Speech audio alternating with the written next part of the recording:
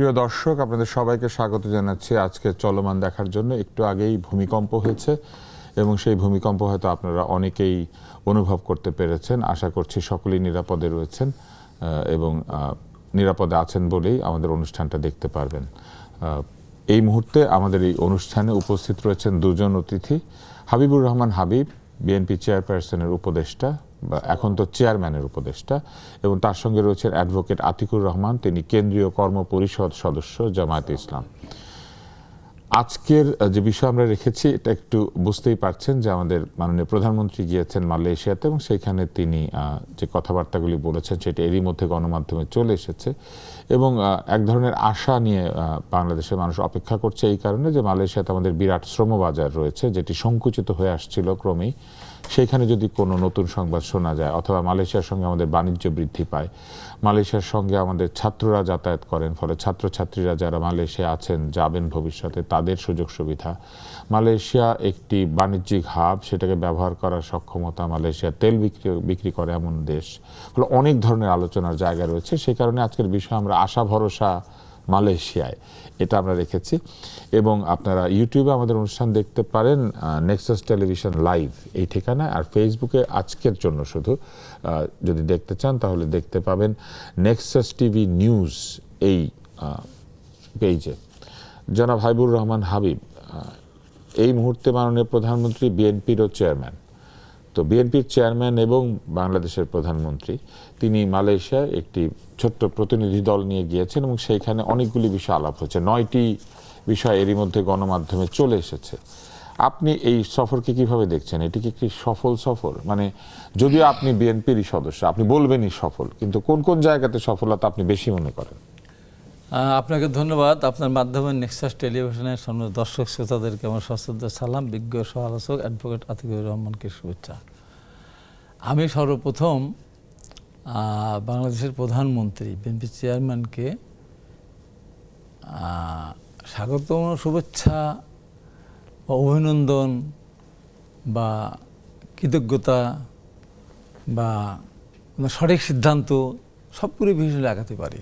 কারণ হলো এই নির্বাচনের পর কোথায় আগে যাবেন এটা নিয়ে নানান কানাঘুষা ছিল, তিনি সঠিক সিদ্ধান্ত নিয়েছেন, এই জন্য ওনাকে অনেক অনেক ধন্যবাদ। মালয়েশিয়ায় সঠিক সিদ্ধান্ত, ধরেন যদি সিঙ্গাপুরে যেতেন সেটা কি ভুল হতো? মালয়েশিয়া সঠিক সিদ্ধান্ত, কারণ আজকে আমার দেশ আমরা যার উপরে টিকে আছে সেটা হলো রেমিটেন্স, এবং এই এলাকার মধ্যে মালয়েশিয়া আমাদের প্রচুর, আমাদের সেখানে শ্রমিকেরা সেখানে আছে এবং তারা রেমিটেন্স, প্রচুর রেমিটেন্স পাঠায়। তারা সিঙ্গাপুরেও তো আমাদের সিঙ্গাপুরের চেয়ে মালয়েশিয়া বেশি বেশি। এবং মালয়েশিয়া শুধু আমাদের এই না, সিঙ্গাপুরে আছে ব্যবসা করে দেখুন, কিন্তু মালয়েশিয়া বেশি সংখ্যক লোক ব্যবসা করে, মালয়েশিয়া বেশি সংখ্যক ব্যবসা করে, হোটেল আছে, বিভিন্নভাবে আছে আর কি।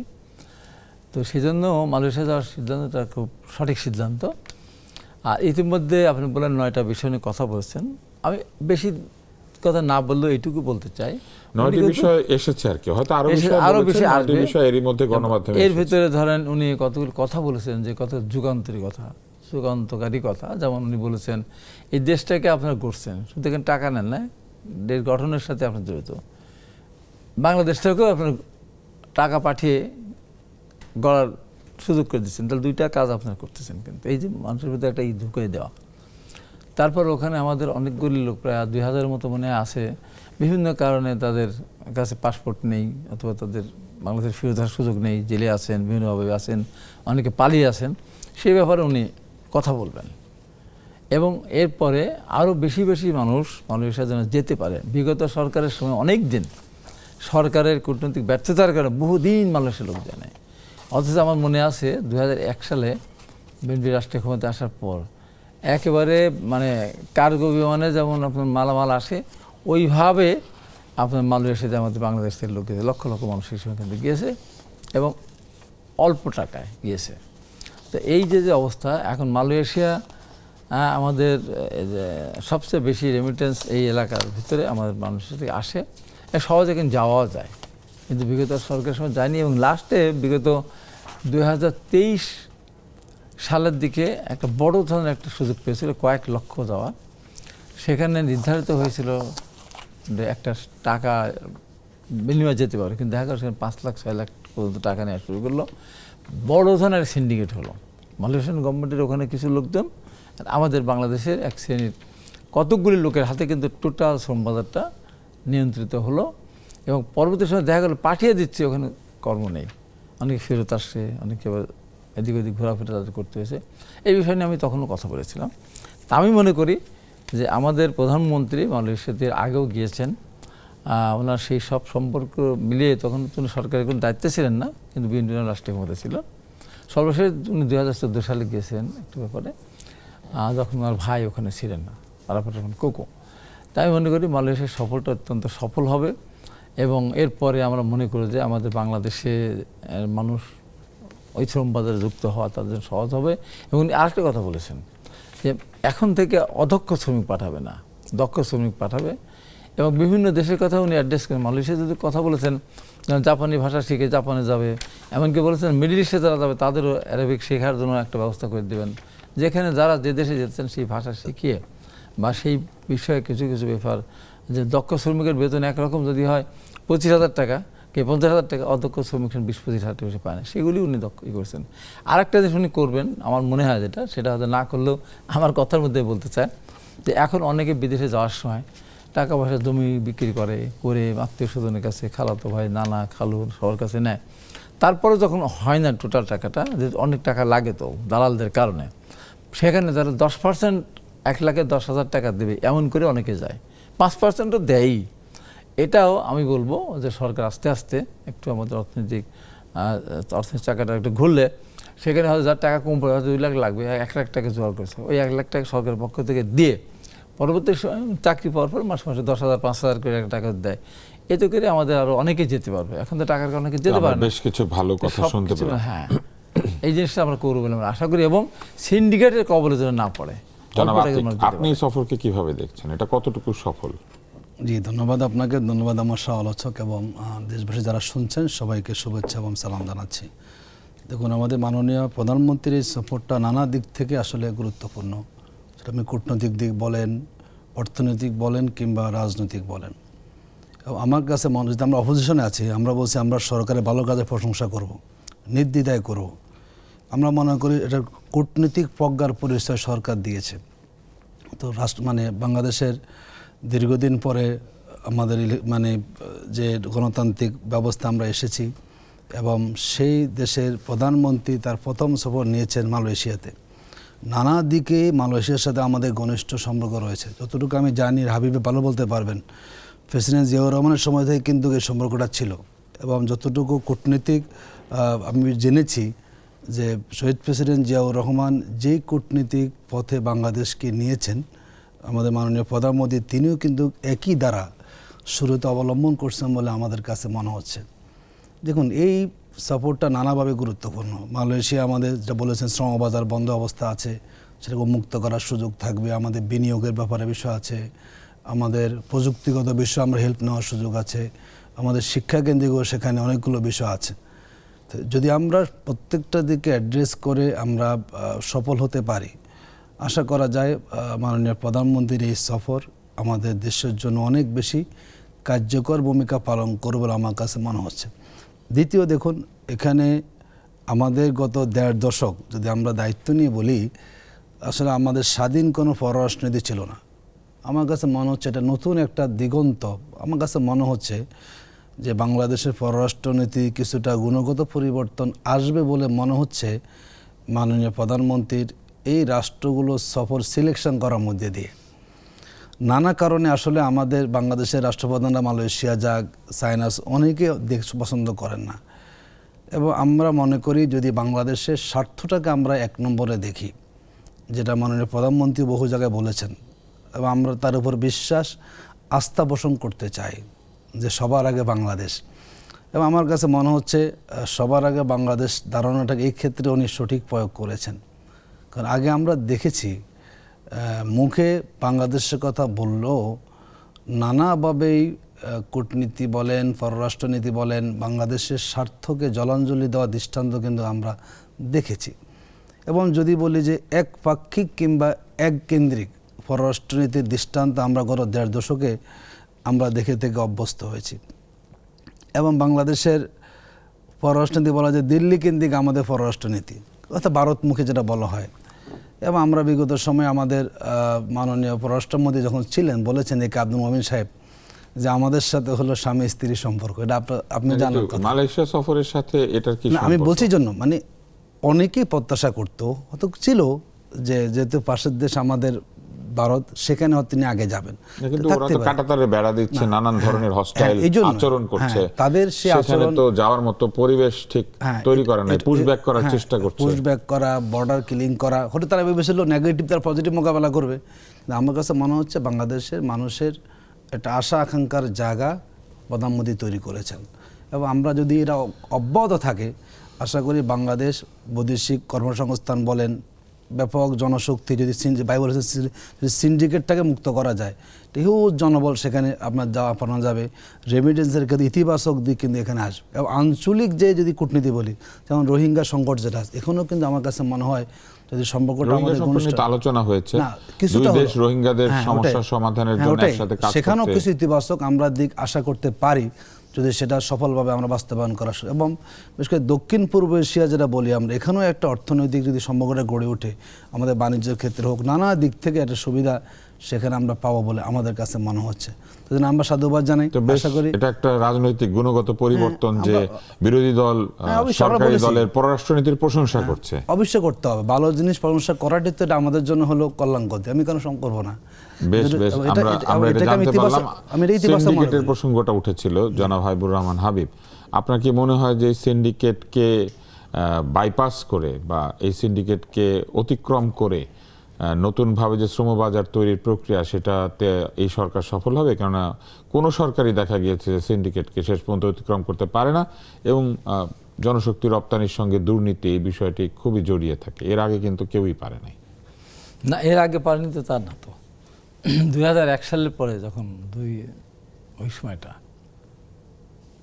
সিন্ডিকেট এই আওতা ছিল না, খুব কম, একবারে সব নিয়ন্ত্রণ করতে পারবে না, কিন্তু বিগত সরকার আমলে যেভাবে সিন্ডিকেটের দূরত্ব ছিল, ওই দূরত্ব অন্তত তারেক রহমানের নেতৃত্বের সরকারের সময় সম্ভব হবে না।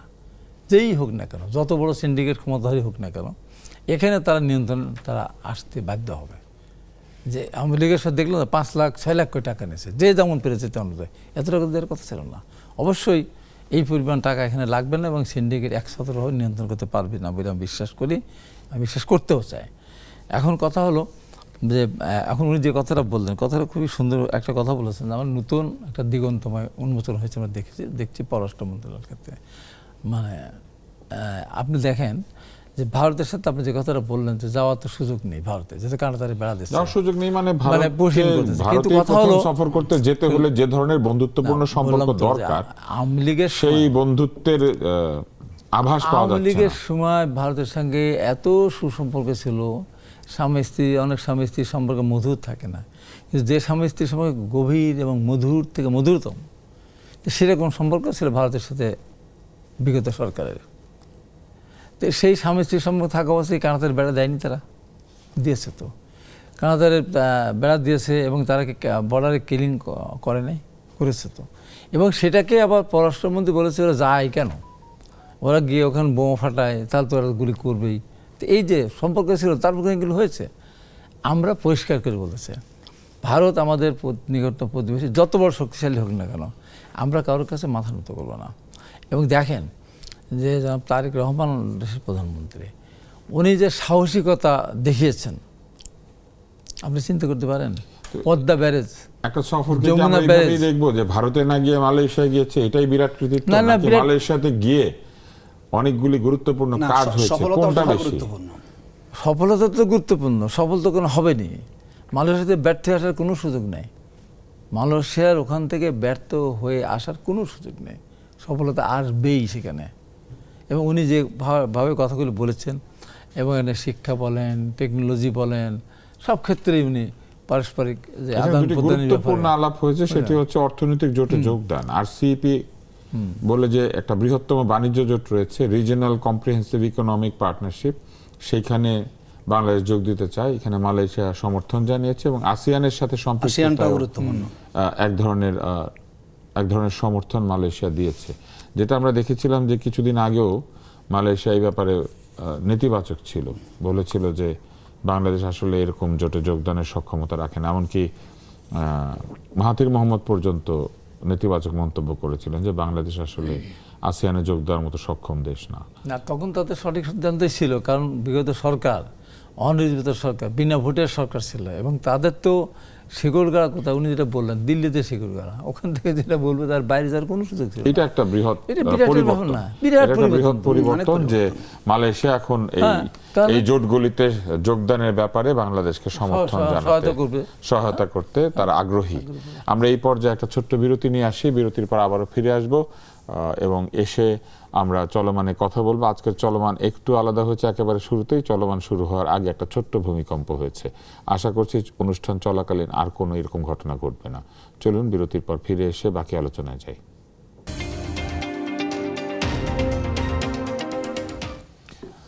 আবারও স্বাগত জানাচ্ছি চলমান দেখার জন্য। বিরতি শেষ হয়েছে এবং আমাদের দুজন অতিথি আমাদের সঙ্গে আছেন।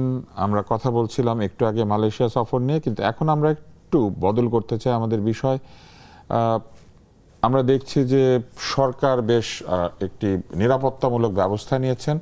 মূলত আওয়ামী লীগের প্রতিষ্ঠাবার্ষিকীর একটি বিষয় রয়েছে এবং দেশের 5টি জেলায় বর্ডার গার্ড মোতায়েন করা হয়েছে এবং আগামী 30শে জুন পর্যন্ত তারা থাকবেন এবং নাশকতার একটা সংজ্ঞা রয়েছে। মহানগর সহ ঢাকার মহানগর সহ 6টা এলাকায় সশস্ত্র বাহিনীকে বিশেষ নির্বাহী ম্যাজিস্ট্রেসি ক্ষমতাও দেওয়া হয়েছে এবং 3টি মহানগর এবং 3টি জেলায় সেনাবাহিনীও মোতায়েন করা হয়েছে এবং সেখানে 9 দিনের জন্য বিশেষ নির্বাহী ম্যাজিস্ট্রেসিও দেওয়া হয়েছে। রাষ্ট্রপতি এই ব্যাপারে মতামত দিয়েছেন। জনপ্রশাসন মন্ত্রণালয়ের এক প্রজ্ঞাপনে এই সিদ্ধান্তটা জানানো হয়েছে। আর এলাকাগুলি হচ্ছে ঢাকা, চট্টগ্রাম, গাজীপুর এবং নারায়ণগঞ্জ, গোপালগঞ্জ এবং ফরিদপুর জেলা। জনাব আতিক, আপনাকে জিজ্ঞেস করি, আওয়ামী লীগ নিষিদ্ধ হয়ে আছে, তাদের কার্যক্রম বন্ধ এবং তাদের যে ছাত্র সংগঠন সেটাও নিষিদ্ধ এবং তাদের বৃহৎ বা অগ্রসর নেতা যারা ছিলেন উপরের দিকে তারা অধিকাংশই দেশত্যাগী হয়েছেন অথবা তারা জেলখানায় আছেন। এরকম অবস্থায় আওয়ামী লীগকে আসলে, আওয়ামী লীগ সংক্রান্ত এত নিরাপত্তা ব্যবস্থা নেওয়ার আসলে কোনো যৌক্তিকতা আছে কিনা? দেখুন, আমার কাছে মনে হচ্ছে সরকারের পদক্ষেপটা একটু বেশি নিয়ে ফেলেছে। কারণ তারা গত 1 সপ্তাহ কিছু মিছিল করেছে, বিচ্ছিন্ন বিক্ষিপ্ত, হয়তো এটাকে সরকার কোনো গোয়েন্দা সংস্থার রিপোর্ট নিয়ে করেছেন, কিন্তু বাংলাদেশে এখন এই অবস্থা এখনও আসেনি যে তারা আসলে বড় কিছু করতে পারবে। হয়তো সরকার জনগণের জালমাল নিরাপত্তা এটা বিবেচনা করে পদক্ষেপটা নিয়েছেন, কিন্তু এটা এক ধরনের আতঙ্ক কিন্তু তৈরি করেছে।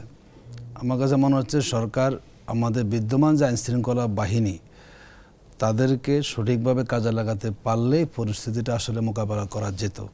কারণ দৃশ্যমান আমাদের কাছে মনে হয় না, কারণ আসলে একটা দলের তো আসার অনেকগুলো সুযোগ লাগে। বিশেষ করে গত 2 বছরে আওয়ামী লীগ এমন কোনো অবস্থান তৈরি করতে পারে জনগণের মাঝে যে জনগণ আসলে আওয়ামী লীগকে ওয়েলকাম করবে। তারা হয়তো জোর করে আসার চেষ্টা করছে, কিন্তু এটি আমার কাছে বিচ্ছিন্ন ঘটনা আসলে মনে হচ্ছে। এটা দলের প্রতিষ্ঠা বার্ষিকী, তাদের হিউজ ম্যান পাওয়ার বাংলাদেশে আছে, আবার তাদের তো অর্থবিত্তের কোনো অভাব নাই এবং দেখবেন যে অনেকগুলো ব্যাংক হিউজ পরিমাণ টাকা কিন্তু হচ্ছে ওনাদের এখন আছে, যারা ওই সময় বিভিন্ন পদে ছিলেন তাদের। এগুলো যে তারা একটা অংশ, সেই অর্থ কি তাদের অ্যাক্সেস আছে সেটাও নাই, আরেকটা হচ্ছে অর্থ কি তারা বাংলাদেশে রেখেছে না। কারণ একদিকে তো আমরা শুনি যে তারা লাখ লাখ কোটি কোটি টাকা বিদেশে নিয়ে গেছে, আবার শুনেন এই দেশেও কি তাদের টাকা আছে? বিগত সময়ে তো টপ লেভেল আপনি বলছেন, আওয়ামী লীগের যারা ইউনিয়ন পর্যায়ের নেতা তারাও কিন্তু কোটিপতি, যেটা আমরা জানি বিভিন্ন কারণে, বহু টাকা মালিক। সবার টাকা তো সরকার সেখানে কি করে নেয়, মানে ব্লক করে দেয়নি। তো এটি তারা হয়তো কাজে লাগে, কিছু লোককে তারা পেমেন্ট দিয়ে এই মিছিলগুলো করাচ্ছেন, কিন্তু আলটিমেটলি এটা খুব বেশি প্রভাব বিস্তার করবে এটা আমার কাছে মনে হয় না। আর একটা হচ্ছে, দেখুন আমরা যারা যেখানে আছি আমার সবাই কিন্তু এখন ঐক্য আছে। দেখুন আগামীকাল কিন্তু 11 দলীয় ঐক্য তারা প্রোগ্রামে ডাক দিয়েছে। আমরা মনে করি জনগণ এখন যে অবস্থানে আছে, জনগণের মাঝে আওয়ামী লীগের ফিরে আসার মতো কোনো মনোভাব এখনও তৈরি হয় নাই। তাদের সব নেতারা দেশের বাইরে, কোনো নেতৃত্ব নাই, চেইন অফ কমান্ড নাই, আর তারা বহু কিছু করে হলো বাংলাদেশে। বরং আমার কাছে মনে হচ্ছে সরকারের এই পদক্ষেপগুলো অনেক বেশি আলোচনার সুযোগ তৈরি করে দিয়েছে কিন্তু মানুষের মাঝে। আর দ্বিতীয় হচ্ছে আমাদের কিছুদিন উপদেষ্টা বলেন, জাহির সাহেব বলেছেন, এটাও কিন্তু একটা বড় ধরনের আমার কাছে মনে হচ্ছে আওয়ামী লীগকে কিছুটা সুযোগ হয়তো দিয়েছেন। যে উনি বলেছেন যে লোকাল ইলেকশনে চাইলে তারা অংশগ্রহণ করতে পারে। তিনি এটা কি সরকারের সিদ্ধান্ত বলেছেন না আমরা জানি না, কিন্তু আমার কাছে মনে হচ্ছে এই উনি তো জাতীয় আর আওয়ামী লীগ অংশ নিতে পারে সেটা বলেন নাই, বলেছেন আওয়ামী লীগের সদস্যরা যারা কোনো অন্যায় করে নাই তারা এসে এটা মানুষ ইলেকশন করতে বুঝে পারে। নাই যে হয়তো এর মধ্যে কোনো একটা সুযোগ হতো সেখানে তৈরি, অনেকে মনে করেন যে না এর মধ্যে দিয়ে সরকারের কিছুটা মনোভাব জানা সরকার খুব বেশি হার্ডলাইন, এটাও হতে পারে। কারণ আমরা এরপরে দেখলাম কিন্তু নানা জায়গায় তারা মিছিলগুলো করছেন। গাজীপুরে দেখলাম তারা তো পুলিশকে বলছেন যে আর সামনে অগ্রসর হবে না, একদম মেরে ফেলাম। এটা ভিডিও আপনি দেখুন দেখেছেন, মানে এই যে একটা অ্যাগ্রেসিভ মনোভাব, এটি কিন্তু আমরা 1 মাস আগে কিন্তু সেখানে খেয়াল করি। দ্বিতীয় হচ্ছে আমাদের ট্রাইব্যুনালের যে বিচারের প্রক্রিয়াটা সেটাও কিন্তু কিছুটা শিথিল আমাদের কাছে মনে হচ্ছে এখন পর্যন্ত। তো সব কিছু মিলিয়েই আওয়ামী লীগ বাংলাদেশের প্রাচীন দল, এটা অস্বীকার করার সুযোগ নেই। কিন্তু দুর্ভাগ্য হচ্ছে আমরা বাংলাদেশের মানুষ, যাকে আমরা আমাদের স্বাধীনতার নায়ক বলেন, সবাই বলে শেখ মুজিবুর রহমান সাহেব, তিনি প্রথম ক্ষমতায় এসে করলেন বাকশাল, প্রথম বাংলাদেশটাকে একদলীয় জায়গায় নিয়ে গেলেন, গণতন্ত্র সবগুলো দলকে তারা ব্যান্ড করে দিলেন, সংঘ প্রদর্শ ব্যান্ড করে দিলেন। আবার এসে লাস্ট সময় 15 বছর আবার আমরা ফ্যাসিজম পেলাম, একবার পেলাম বাকশাল, সেটাও গণতন্ত্রহীন, আবার আলাম হলো এটা ফ্যাসিজম সেখানে প্রতিষ্ঠা করেছেন। সব কিছু মিলে আসলে বাংলাদেশের মানুষের মনের ভিতরে দুইটা, আগে ছিল প্রবীণদের মাঝে ক্ষত বাকশাল নিয়ে, আর এবার হলো তরুণদের মাঝে একটা বড় ক্ষত ফ্যাসিজম নিয়ে। এই যে দীর্ঘ সময় গুম হয়েছে, খুন হয়েছে, 15 বছরের তো প্রায় হাজার হাজার মানুষ সেখানে নানাভাবে নির্যাতনের শিকার হয়েছেন। এই কারণে আসলে এখনো তাদের ফিরে আসার যে প্রাসঙ্গিকতা আমরা বলি, এটি আসলে আমাদের কাছে মনে হয় না, এটি আমরা মনে করছি। সরকার অতিরিক্ত ব্যবস্থা নিয়েছেন বলে মনে করছেন আজকের অনুষ্ঠানের একজন আলোচক। আপনি কি মনে করছেন, আসলে অতিরিক্ত ব্যবস্থা নিয়েছেন? আর যেখানে আওয়ামী লীগ আসলে মাঠে নাই, সেইখানে মানে আওয়ামী লীগের প্রতিষ্ঠাবার্ষিকী বা আওয়ামী লীগ সভা সমাবেশ করতে পারে এরকম কারণে এত বেশি পরিমাণে সেনাবাহিনী, বিজিবি, নিরাপত্তার বিরাট একটা ব্যবস্থা, ঠিক আসলে দরকার? না, সরকার হয়তো মনে করেছে যে কোন ধরনের বিশৃঙ্খলা না সৃষ্টি করতে পারে, সেই জন্য হয়তো সেটা আমার কাছে আপনাদের কাছে এত অতিরিক্ত মনে হচ্ছে। কিন্তু সরকারের কাছে গোয়েন্দা বাহিনীর মাধ্যমে হয়তো মনে করেছে যে কোনো একটা ঘটনা ঘটতেই পারে। আমার কাছে পরিষ্কার বক্তব্য, আওয়ামী লীগ গাজীপুরে যে ধমকটা দিয়েছে পুলিশকে, যখন আওয়ামী লীগ রাষ্ট্রীয় ক্ষমতা ছিল তখন তো আমাদের সাথে পারেনি, পুলিশ ছাড়া বিএনপির সাথেই পারেনি, আমরা তো অনেক জায়গায় মোকাবেলা করেছি। এখন তো ক্ষমতা নেই, তাদের সাথে পুলিশ নেই, দল নিষিদ্ধ, এটা একটা কড়াকড়ি ধমক লাগালে আমার মনে হয় ঠিক হয়ে যাবে। এবং আওয়ামী লীগ অতীতেও দেখেছি তো যে একসময় আওয়ামী লীগ ছিল আর তো কেউ ছিল না, 75-এর 15 আগস্টের কথা আগে বলছে, কিন্তু 15 আগস্টে 32 নম্বর 36 ঘন্টা লাশ পড়েছিল, কোনো কাপুরুষ কিন্তু সেখানে যায়নি, উকি দিতেও যায়নি। পৃথিবীতে আপনি দেখেছেন যে একটা দেশের প্রধানমন্ত্রী থেকে শুরু করে সমস্ত মন্ত্রী পরিষদের সমস্ত সদস্য, সমস্ত সংসদ সদস্য, সমস্ত বড় নেতা পালিয়ে যায় দেশ ছেড়ে, যে কত বড় কাপুরুষেরা, যে সেই কাপুরুষ যারা তাদের প্রতিহত করার জন্য দল প্রতিহত করার জন্য এত শক্তিমান দল হয়তো এটা মনে করেছে। আমি বলি আমার সাজেশন যেটা, একজন পুলিশের নিয়োগ করার দরকার নাই, একজন আপনার সশস্ত্র বাহিনীতে পশ্চিম ওঠেন না, বিজেপি কাউকে মোতায়েন করার দরকার নাই, শুধু সিসি ক্যামেরা থাকবে, যারা মিছিল করবে সিসি ক্যামেরা দেখে দেখে প্রত্যেকে উঠিয়ে নিয়ে আসতে হবে। যে দল নিষিদ্ধ, তাদের রাজনৈতিক কর্মকাণ্ড নিষিদ্ধ কাজ করলে তার বিরুদ্ধে ব্যবস্থা নেওয়া যায়, কিচ্ছু দরকার নাই। যারা মিছিল করবে সব জায়গায় ভিডিও ফুটেজ নিয়ে ধরে ধরে নিয়ে এসে ঢোকাতে হবে, কারণ নিষিদ্ধ দলের মিছিল করার কোনো অধিকার নেই, মিটে গেল। দ্বিতীয়ত কথা হলো, তাদের তো এমনিতে মনোবল নেই, তাদের মনোবল এমনিতেই নেই, কারণ তারা এত অপকর্ম করেছে প্রত্যেক নেতা এবং প্রত্যেকের টাকা, যে আপনি বলেন টাকা বিদেশ পাঠিয়েছে, বিদেশ টাকা তো পাঠিয়েছে তো 500 টাকার 1000 টাকার নোট না, ওটা পাঠিয়েছে আপনার ধরেন ডলার করে। 1500 টাকার নোট অনেক জায়গায় অনেক একদম পুরা একটা বিল্ডিং বা পুরা একটা আপনার অ্যাপার্টমেন্ট ভরা টাকা সাজিয়ে রাখা হয়েছে, টাকা টাকা টাকা, এরকম ঘটনা বাংলাদেশে কিন্তু আছে। আমি বারবার আগে বলতাম যে আওয়ামী লীগের টাকা এখন ব্যাংকে যে ডলার সংকট কেন, এরা টাকা রাখতে গেলে তো অনেক বড় জায়গা লাগে, ডলার রাখতে গেলে তার চেয়ে অনেক কম জায়গা লাগে, যে কারণে তাদেরকে এই ডলার কিন্তু তাদের আলমারিতে নেই, এই ডলারও তাদেরকে ট্রাঙ্কের ভিতরে নেই, এই ডলারের জন্য তারা আলাদা করেছে, কী বলে স্টোর রুম সেখানে রেখেছে। এত এত টাকা তারা লুট করেছে। আর এই বাংলা টাকা যেটা সেই তাদের কাছে স্টোর রুম আছে কি আবিষ্কৃত হয়েছে? আছে আছে হয়তো আমরা পাচ্ছি না, হয়তো একসময় পাবো। তবে তাদের কাছে টাকা আছে, তাদের নেতাগুলোর হাতে টাকা আছে। ব্যাংকের টাকা তো সবাই তো ব্যাংকে রাখে না, এত টাকা ব্যাংকে রাখেও না, অনেকের বাড়িতে বাড়িতে টাকা আছে এবং এখনও তাদের কাছে টাকা যাচ্ছে। কীভাবে? এই যে যত সরকারের উন্নয়নমূলক কর্মকাণ্ড, রাস্তাঘাট, ব্রিজ, কালভার্ট যা আছে না, লাইসেন্স কার? লাইসেন্স তো আওয়ামী লীগের লাইসেন্স। 15.5 বছর বা 17.5 বছর বিএনপির নেতা কর্মীরা বা অন্য দলের নেতা কর্মী নেতারা বা অন্য কোনো সমর্থকরা তারা কিন্তু ব্যবসা করতে পারেনি। যেন আমার 14-15টা লাইসেন্স ছিল, ফার্স্ট ক্লাস লাইসেন্স ছিল, আমি ব্যবসা করতাম। আমি 14-15 বছর 15.5 বছর একটা টেন্ডার আমি দিইনি। তা আমার লাইসেন্সে এখন যখন কাজ করতে, যখন আমি টেন্ডার অংশগ্রহণ করতে যাই, তখন টার্নও দেখাতে বলে 5 কোটি 10 কোটি টাকার টার্নও দেখাতে বলে। যদি একটা সামান্য একটা যদি 3 লাখ টাকার একটা টেন্ডার দিতে, তা 50 লাখ করে টার্ন ওভার দিতে, আমি কোথায় পাবো? আমি তো করি নাই। এই জায়গাটা সরকারকে অ্যাড্রেস করতে হবে যে এই যে এখন সামনের দিকে আওয়ামী লীগের হাত থেকে দেশের অর্থনীতিকে রক্ষা করতে হলে, বাঁচাতে হলে এখানে সরকার আইনও সংশোধন করতে হবে এবং বিএনপির এটা কাজ পেতে হবে তা না। মানে মিনিমাম একটা থাকবে 5 কোটি 7 কোটি টাকা বা এরকম একটা যে এখানে অভিজ্ঞতা ছাড়াই যাচাই বাছাই করে কাজ যদি তারা নিয়ম মতো পায় তাদের দিতে হবে। কিন্তু এই টার্ন ওভার 5 কোটি 10 কোটি পাবে কোথায়? এটাকে তাদের কাছে আছে।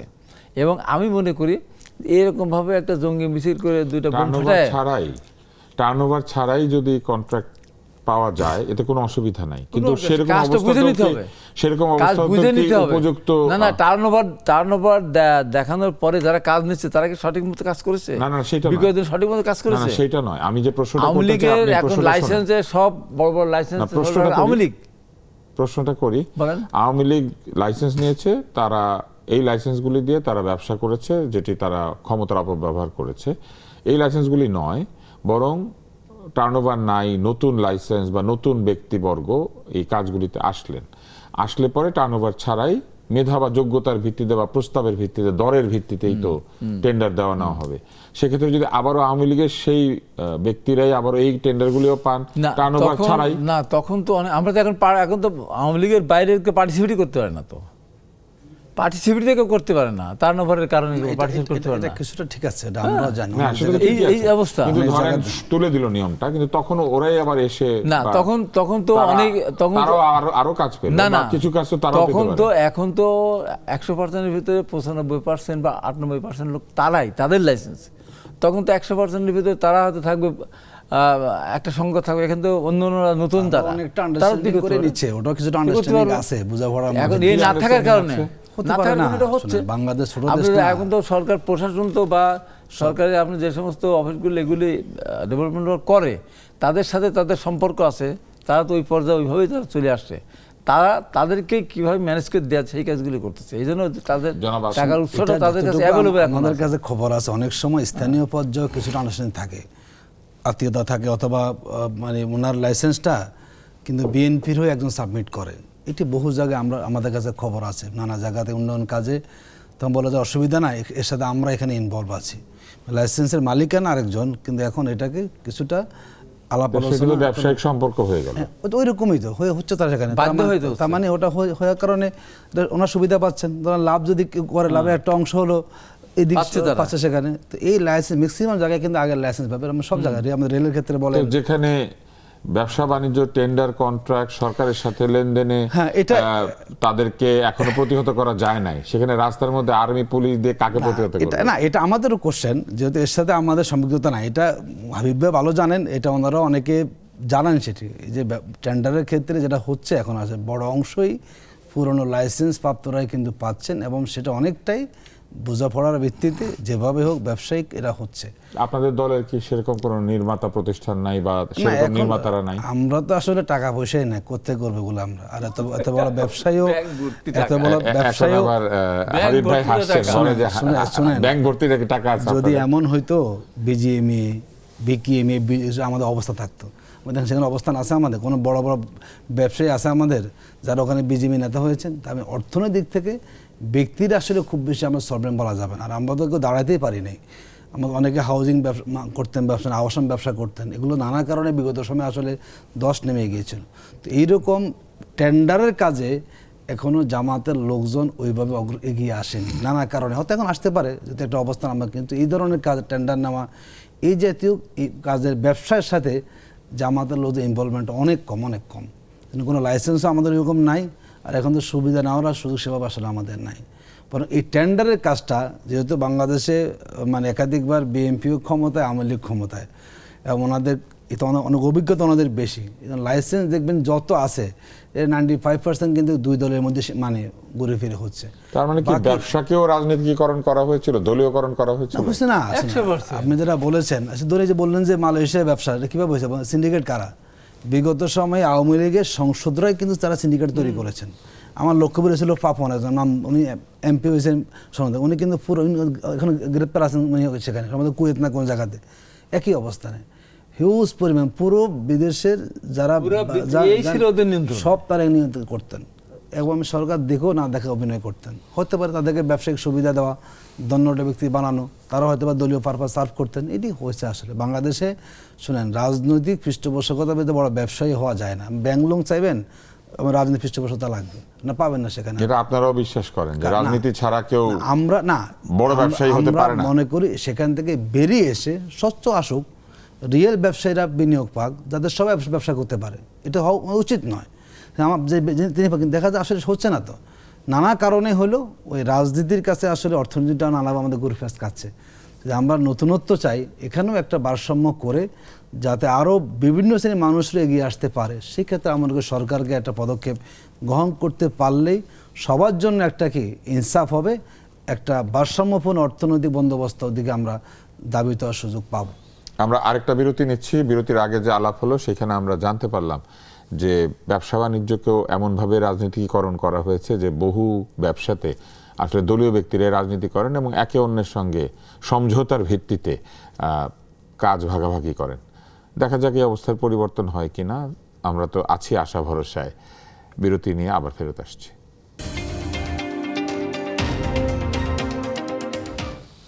বিরতি শেষ হলো, আমরা ফিরে এলাম চলমান দেখার জন্য। চলমানে আমরা কথা বলছিলাম এই সময়ের রাজনীতি এবং ব্যবসা বাণিজ্যকে দলীয়করণ করা, এই সব বিষয় নিয়ে।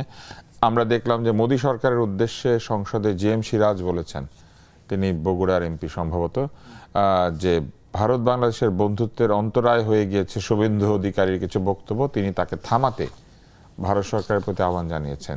এই মুহূর্তে আসলে কি কি জিনিস থামানো দরকার আমাদের প্রতিবেশী দেশের পক্ষ থেকে?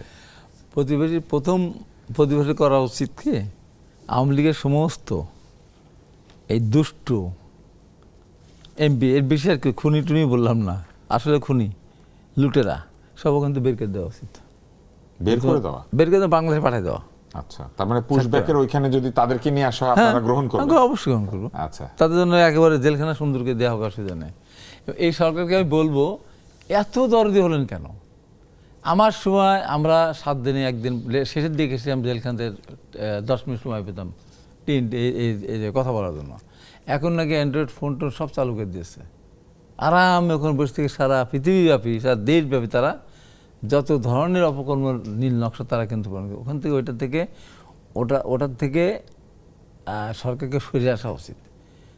ওখানে সারাদিন তার অ্যান্ড্রয়েড ফোন কী করবে? আগে তো চুরি টুরি করে করতো, সেখানে এরা করতো কি বলে, এই যে জেল সুপার, তারপরে জেলার, তারা ওখানে একটা বড় অঙ্কের টাকা নিয়ে করতো।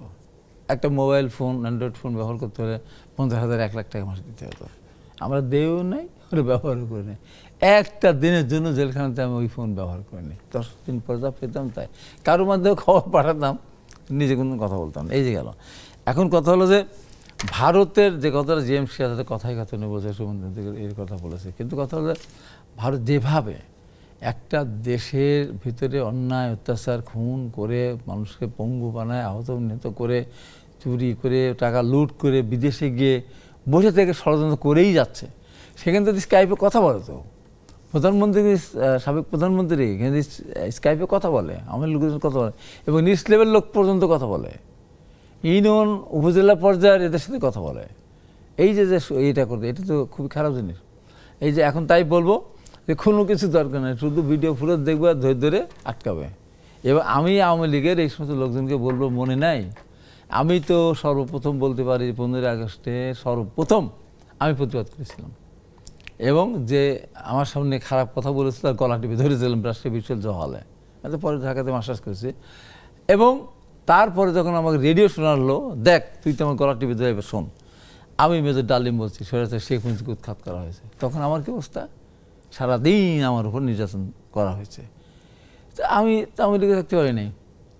কাদের সিদ্দিকী প্রতিবাদ করেছে, প্রতিরোধ যোদ্ধারা কত হাজারে হাজার গেছিল, 10 দিন পর্যন্ত ভাত খেতে পারে নাই। ইন্দিরা গান্ধীর পতনের পর শিকড় খেয়েছে, গাছের শিকড়, কচি পাতা, সেগুলি খেয়ে তারা ছিল। মাটি কেটেছে, মানুষের বাড়িতে লেবারগিরি করেছে, হাজার হাজার এরা ফিরে এসেছে, অনেকে ফাঁসির আসামি হয়েছে, কাউর দিকে খেয়াল করে নেই।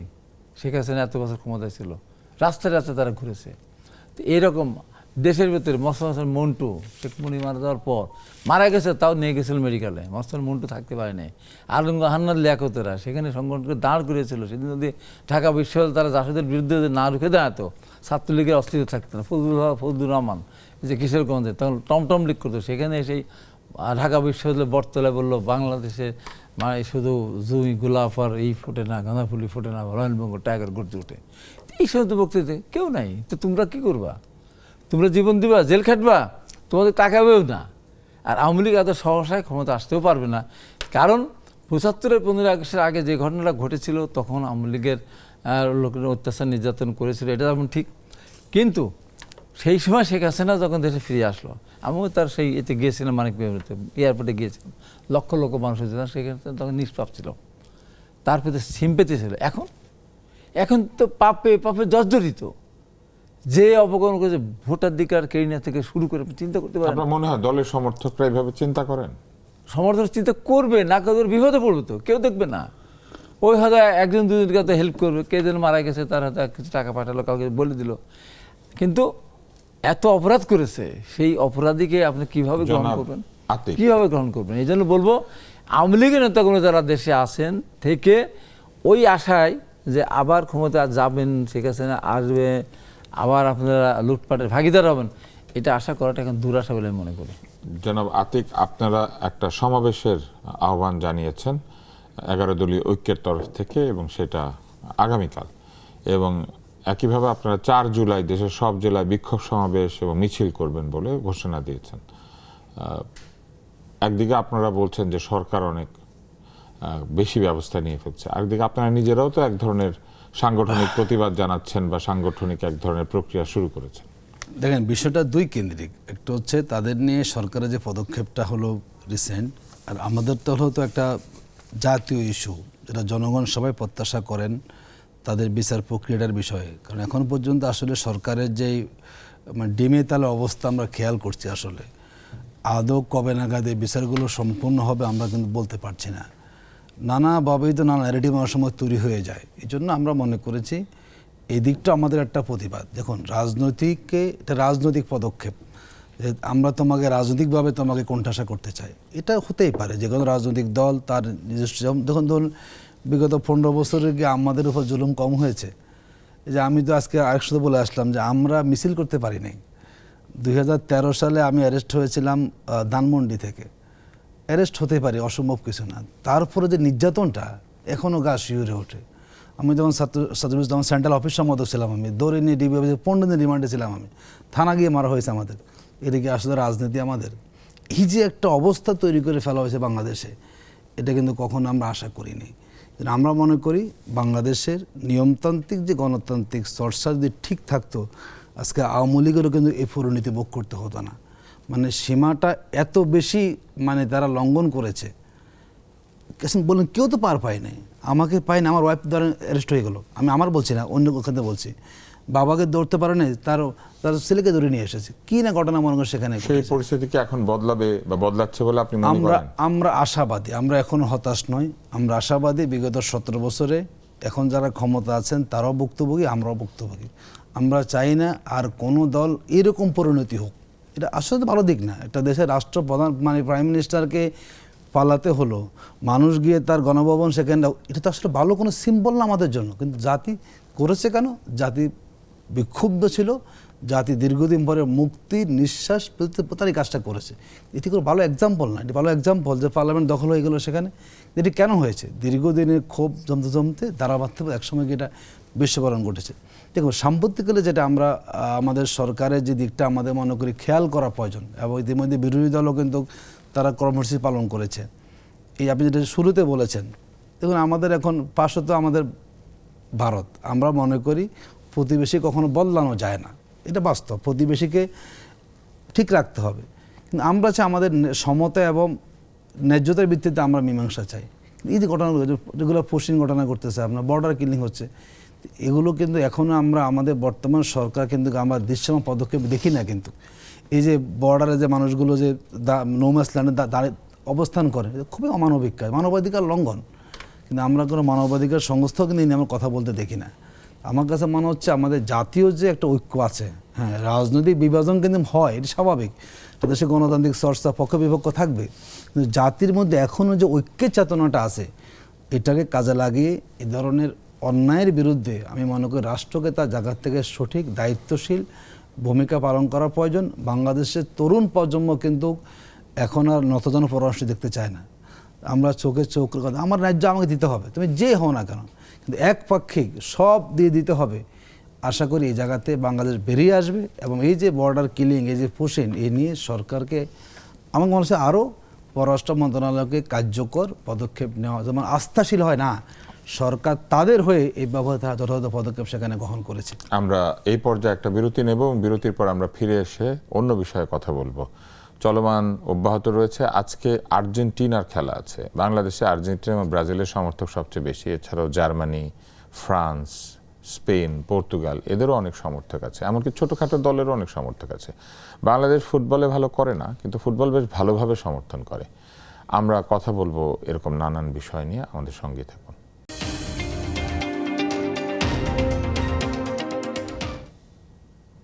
বিরতি শেষ হয়েছে। আজকে আর্জেন্টিনার খেলা। আমাকে যারা এই অনুষ্ঠানের কলাকুশলী সবাই বলছেন আমরা খেলা দেখব। তারা নিশ্চয়ই কোনো না কোনো চ্যানেলে খেলা দেখবেন। বাংলাদেশ টেলিভিশন সরকারের পক্ষ হয়ে এই খেলা ক্রয় করেছে, কিন্তু বাংলাদেশ টেলিভিশনের একটা আয় ব্যয়ের হিসাব আমরা পেয়েছি, যার মধ্যে আছে চলতি অর্থ বছরে বিটিভির আয় হয়েছে 8,05,35,000 টাকা। এইটা এই 2025-26 মে মাস পর্যন্ত, এবং তার বিপরীতে ব্যয় হয়েছে 254,18,45,000 টাকা। বাংলাদেশ টেলিভিশন একটি শ্বেত হস্তিতে পরিণত হয়েছে, এটি একটি লোকসানি প্রতিষ্ঠান এবং এই লোকসান হয়েই চলেছে। খুবই অদ্ভুত ব্যাপার হচ্ছে যে যদি 254 কোটি টাকা তারা খরচ করে থাকেন 11 মাসে, তাহলে প্রতি মাসে তারা 20 কোটি টাকার উপরে খরচ করছেন। 20 কোটি টাকার বেশি তারা খরচ করছেন, প্রত্যেক দিন প্রায় 1 কোটি টাকার কাছাকাছি খরচ করছেন।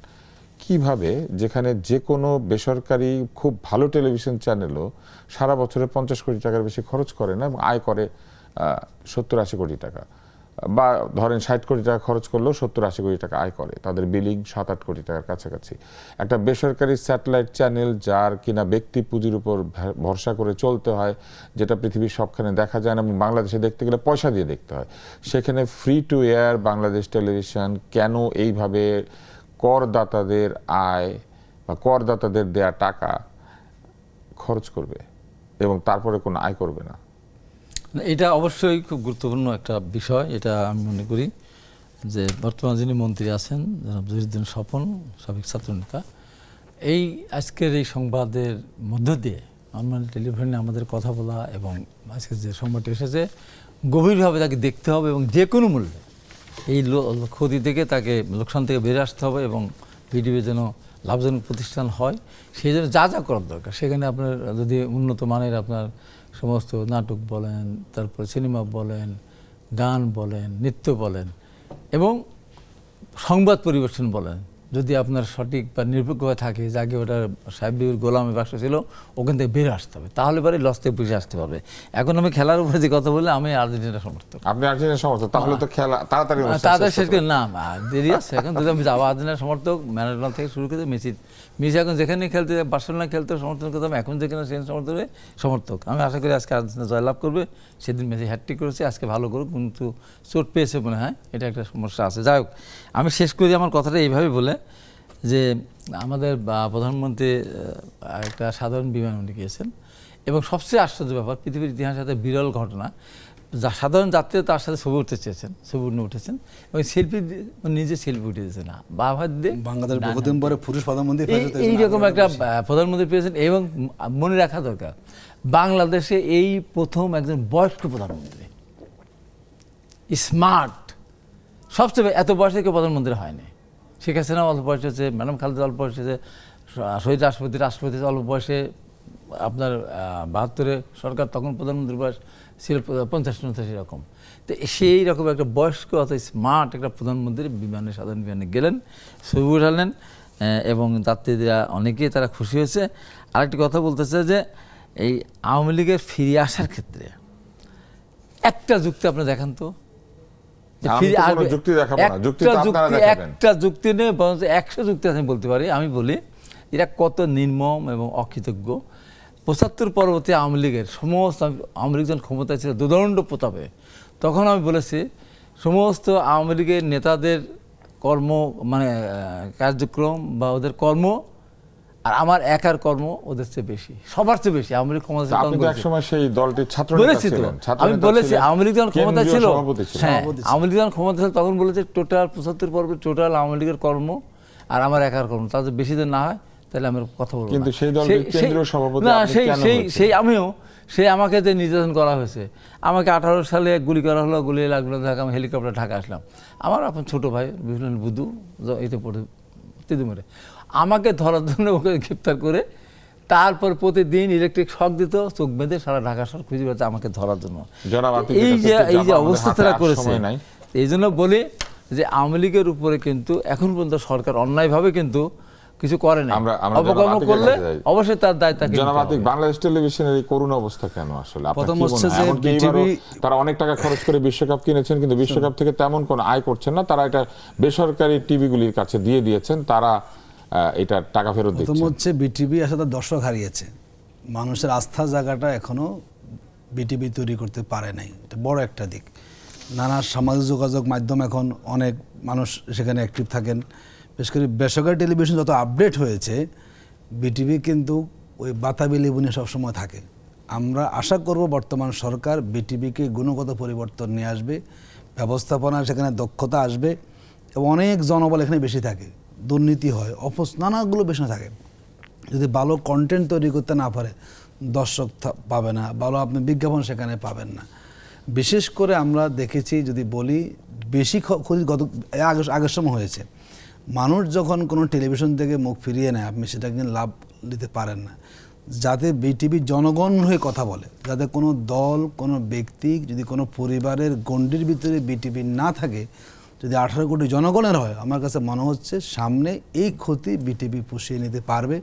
আর রাষ্ট্র আসলে শুধু বিটিভি কেন, বাংলাদেশ বিমানও লোকসানে, রেলওয়েও লোকসানে, আসলে সরকারি কোনো প্রতিষ্ঠান কেন জানেন একটা একই ব্যবস্থা। বাংলাদেশ টেলিভিশন কিন্তু লোকসানি প্রতিষ্ঠান ছিল না, হ্যাঁ ওই যে বললাম, এটি কিন্তু যথেষ্ট আয় করত, কারণ এটা অবস্থা হয়েছে, যথেষ্ট আয় করতে। একসময় আমরা নিয়মিত বাংলাদেশ টেলিভিশন অনুষ্ঠান করেছি। জনবল সেখানে দিবেন, দুর্নীতি সেখানে বন্ধ করবেন, অপচয় বন্ধ করবেন।